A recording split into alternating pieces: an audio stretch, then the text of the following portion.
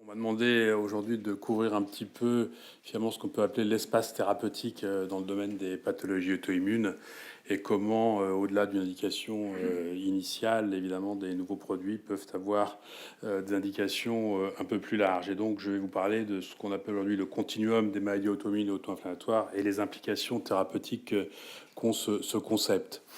Alors pour commencer, juste un petit rappel, peut-être les gens ont pas ça en tête, mais les pathologies auto-immunes, en fait, sont des pathologies qui ont été décrites, découvertes, souvent il y a finalement plusieurs dizaines d'années, voire plusieurs centaines d'années. Et je vous ai juste fait un petit récapitulatif, en commençant évidemment par la maladie de Crohn, puisqu'on va en parler beaucoup ici. Vous voyez que les premiers cas cliniques décrits remontent à 1769. Je passe les cas qui ont été ensuite décrits et finalement on est arrivé à l'idée de cette pathologie, de ce concept, avec une série de cas qui a été décrite en 1932 par Burrill Crohn, qui a donné le nom à cette pathologie. Un autre exemple ici, l'artérite de Takayasu, décrite en 1908, le syndrome de Besset en 1937, polyarthrite rhumatoïde encore plus ancien, 1800, et le syndrome de Sjögren 1933. Donc voilà, donc pourquoi cette slide? Pour dire que ces descriptions éléments qui ont été faites sur la base d'observations cliniques et parfois d'un peu de biologie relativement simple, elles décrivent des pathologies qui ont besoin d'être un peu revisitées aujourd'hui. Et c'est ce qu'ont fait plusieurs personnes. Moi, j'aime bien montrer cette diapositive qui est issue en fait d'un travail qui a été publié par McGonigal et McDermott en 2006. C'est presque un petit peu ancien aujourd'hui, qui se sont intéressés à refaire un peu la nosographie des pathologies auto-immunes et qui finalement les ont classées sur un axe qui va de ce qui est auto-inflammatoire à ce qui est auto-immun, en décrivant en haut de cet axe des pathologies qui vont être quasiment uniquement auto-inflammatoires, sans auto-immunité ou avec très peu d'auto-immunité, et puis en bas l'inverse, en sachant qu'aux extrémités du spectre, on trouve souvent des maladies qui sont en fait des maladies monogéniques. Alors l'exemple ici pour ces maladies inflammatoires, c'est les fièvres méditerranéennes familiales. Les exemples à l'autre extrémité du spectre pour les maladies auto-immunes, ce sont les maladies génétiques, par exemple, qui affectent les lymphocytes T régulateurs avec des mutations dans FOXP3, les maladies type IPEX et APCED. Et puis au milieu, bon, ils ont essayé de classer. Je crois qu'il ne faut pas prendre ça comme de façon trop stricte, mais ils ont regroupé des pathologies dans lesquelles il y avait un mix en fait d'auto-inflammation et d'auto-immunité. Alors pourquoi quand même cette classification elle est intéressante parce qu'elle vient permettre de reposer quelques questions et de revisiter cette nosographie. Bon, un premier exemple que j'aime bien prendre, c'est celui de la polyarthrite rhumatoïde versus le psoriasis.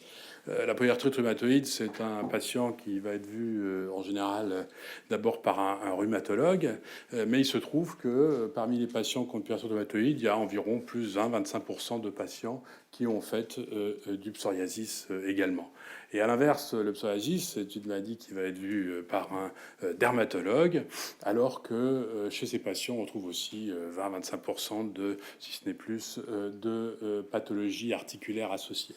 Donc on voit bien qu'en fait, on a ici très vraisemblablement déjà un petit spectre qui s'étend de l'une à l'autre des pathologies, et ça semble indiquer qu'il y a quand même des choses communes derrière, dans au moins la genèse de ces pathologies, avec des expressions qui sont certes distinctes, mais qui se confondent dans certains cas. Alors ensuite, j'ai pris un deuxième exemple, évidemment, plus en lien avec la cible principale de RIPK2, qui est de discuter la maladie de Crohn, la spondylarthrite ankylosante et la maladie de Besset.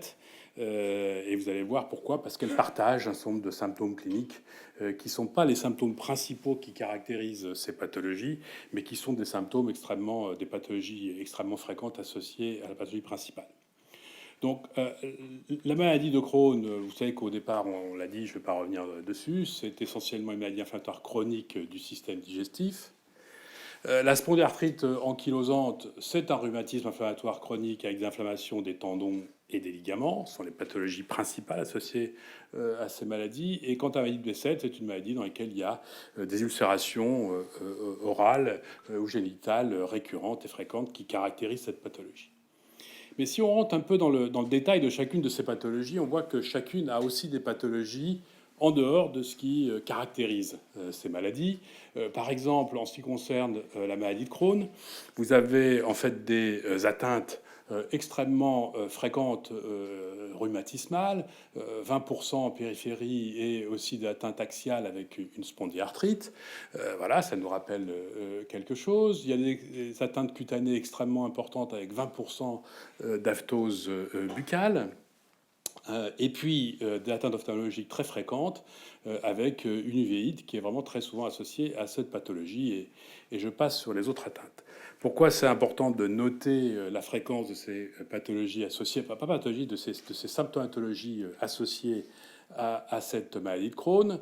Parce qu'on va en retrouver un certain nombre, évidemment, dans la spondylarthrite ankylosante et dans la maladie de Behçet. Dans la spondylarthrite ankylosante, l'uvéite que je vous ai décrit juste avant, 20%, dans la maladie de Crohn, 20 à 30% associés à la spondylarthrite ankylosante. Justement, une atteinte digestive aussi, bon, un peu moins fréquente, mais quand même, avec qui peut monter voilà, jusqu'à presque 1%, du psoriasis et d'autres manifestations que je ne vais pas détailler, mais du psoriasis également ici qu'on va retrouver ailleurs. Donc, en attendant, je peux quand même vous parler de la maladie de Behçet. J'avais enlevé justement sur mes autres slides tout ce qui sont les atteintes caractéristiques de la maladie de Behçet, notamment l'aphthose buccale et les ulcérations génitales, pour me centrer aussi sur les autres atteintes associées. Uvéite, qu'on a retrouvé tout à l'heure, associée 20% environ dans les autres pathologies qui nous intéressent, 62% dans le cadre de la maladie de Behçet. Également des atteintes articulaires à la maladie de Behçet avec des spondyarthrites extrêmement fréquents. Quant aux atteintes digestives, elles sont de fréquence variable. 5% en Turquie, qui est, comme vous le savez, un foyer très important de maladie de Behçet, mais beaucoup plus fréquente, 30% au Japon.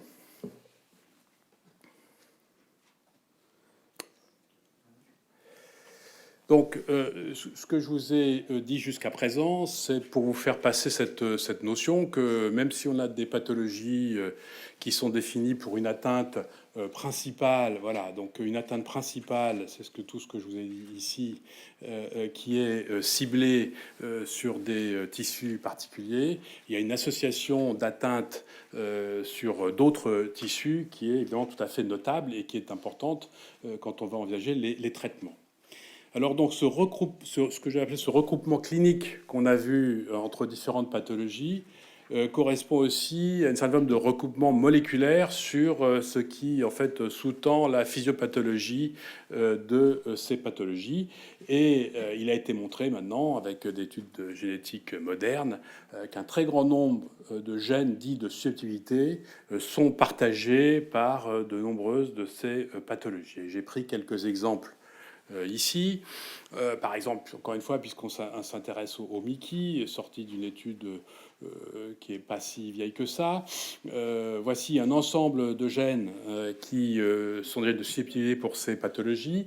Certains sont en fait partagés pour ceux qui sont liés à une susceptibilité pour la maladie de Crohn et ceux qui sont liés à une susceptibilité pour la rectocolite hémorragique. Et puis d'autres sont un peu plus spécifiques de l'une ou l'autre de ces pathologies.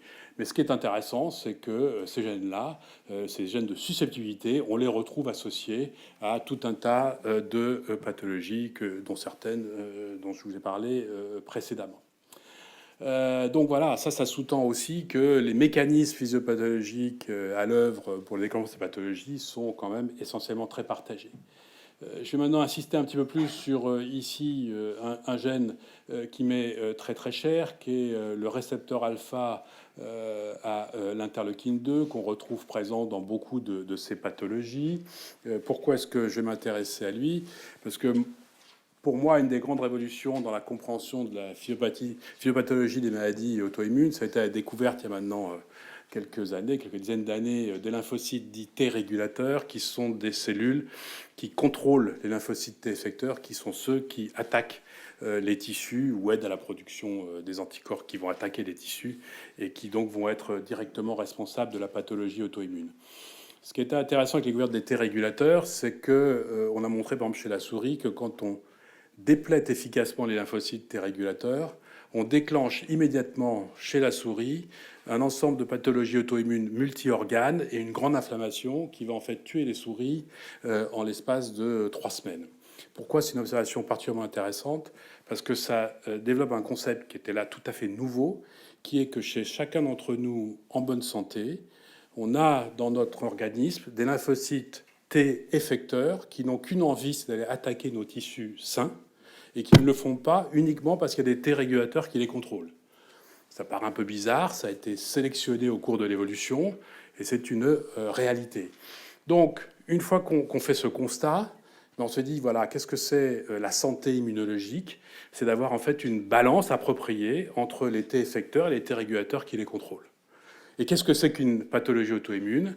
Eh ben, c'est une balance anormale qui penche du côté des T effecteurs. Alors pourquoi ça m'intéresse particulièrement? Parce que l'interleukine 2, dont j'ai parlé tout à l'heure, je parle du récepteur alpha, qui est un gène de sensibilité pour beaucoup de pathologies auto-immunes, a été montré très récemment, et on y a beaucoup contribué, être le facteur de survie de fonctionnalité principale des lymphocytes T régulateurs. Et évidemment, ça a des implications thérapeutiques dont je vais parler très brièvement. Cette IL-2, en fait, je vous ai montré tout à l'heure qu'elle a été retrouvée, les gènes de l'IL-2 ou du récepteur alpha l'IL-2, qui est le composant de haute affinité du récepteur à l'IL-2, en fait, sont associés à de très nombreuses pathologies auto-immunes, sont même au centre d'un réseau de gènes qui peuvent être associés. Et ça, par exemple, ça a été montré dans un papier assez récent, 2010, je crois, dans Nature Genetics, me semble-t-il, où une méta-analyse des gènes impliqués dans 10 maladies auto-immunes pédiatriques a sorti ce réseau, au centre duquel vous trouvez l'interleukine 2 et le récepteur de haute affinité à l'interleukine 2. Donc ça, voilà, c'était ce que j'appelais le recoupement moléculaire dans ce continuum des pathologies auto-immunes à auto-inflammatoires. Évidemment, il n'y a pas que l'interleukine 2, il faut que je parle ici de l'inflammasome, et de l'inflammasome, mais pas seulement pour la production d'IL-1 qui est déclenchée par l'activation de l'inflammasome, mais également pour le fait que cette activation de l'IL-1, elle aboutit aussi à une activation de l'immunité adaptative et de ces lymphocytes effecteurs qui peuvent aller détruire les tissus. Et comme ça a été évoqué tout à l'heure, et je ne vais pas m'étendre là-dessus, RIG-K2 a un rôle extrêmement important à jouer dans ce contexte.